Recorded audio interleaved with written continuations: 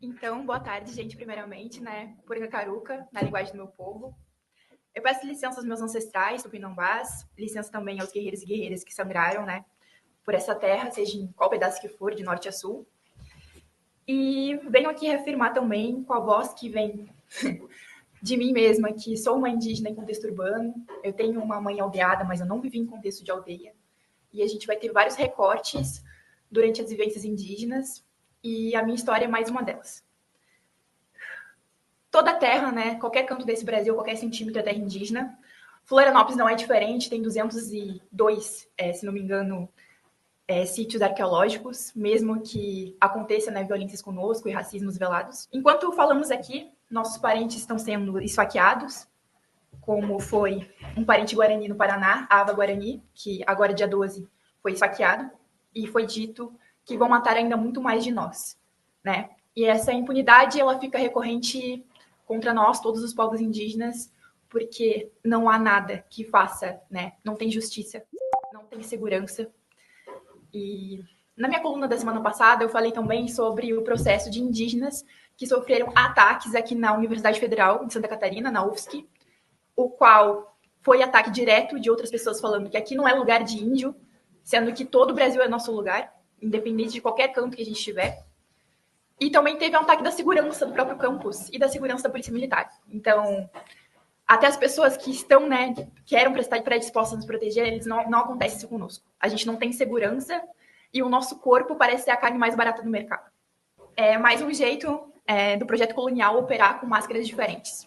Depois de tantas falas incríveis sobre com base teórica do lawfare, eu não vou estar pontuando sobre isso. Mas eu quero e preciso relembrar fatos existentes que aconteceram com o golpe de 64. Os tanques trouxeram um novo tipo de massacre. A FUNAI, que todo mundo conhece como órgão de proteção indígena, na verdade foi criada, nessa mesma época, para virar um carrasco do nosso povo. Criaram campos de concentração indígena em várias partes dessa terra. E o que eu vou falar melhor aqui é o povo Krenak, que teve um reformatório Krenak em Minas Gerais, onde as crianças eram arrancadas de suas mães. E mais de 7.856 indígenas, sabendo que os dados sobre nós são completamente inconclusivos, sumiram durante os arquivos da ditadura militar. Ou seja, são quase 8 mil famílias que não se sabe até hoje o paradeiro. E isso não é passado, é a raiz que a gente vive até hoje, sem nenhum tipo de reparação histórica, de classe, financeira, de tudo. O qual agora os Krenak vão receber uma pequena indenização, mas o rio deles, o Rio Doce, chamado pelos próprios como seu grande avô, continua completamente em coma. Destruído por conta do rompimento da Samarco. O etnocídio contemporâneo. Nós continuamos morrendo e já faz mais de 500 anos. Os Krenak recebem hoje 350 mil reais por família como reparação, mas quanto vale o atu, que é o avô rio? 350 mil reais mais próximo? Ah, tá. 350 mil reais não tem como fala, né? Dizer que é um valor alto, sabendo que é um povo que está aqui há milênios e que o rio está completamente morto. Eles gostam de falar que está em coma porque eles têm um processo afetivo, né?